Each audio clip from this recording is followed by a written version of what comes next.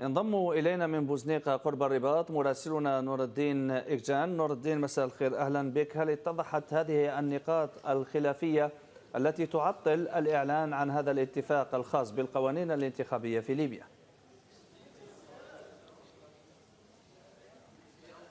مرحبا رؤوف من داخل القاعة المخصصة للاجتماع الأخير للجنة 6+6.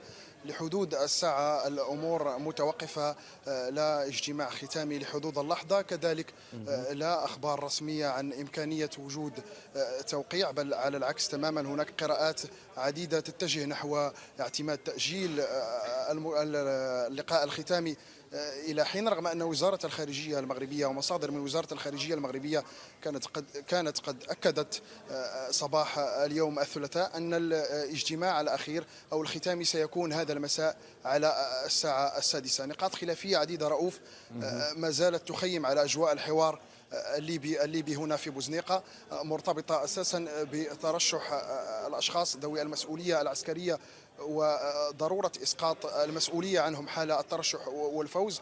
نقطة ثانية مرتبطة كذلك بالسجل الانتخابي أو الأشخاص الذين صدرت في حقهم أحكام ثابتة من القضاء الليبي وإمكانية ترشحهم من عدمها.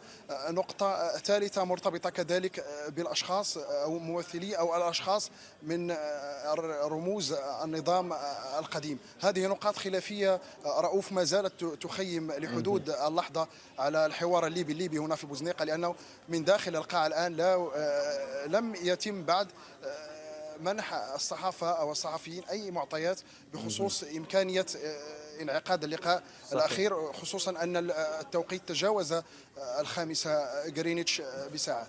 نعم، شكرا جزيلا لك نور الدين إكجان على كل هذه التفاصيل، وفيتنا بها مراسلنا من بوزنيقة قرب الرباط.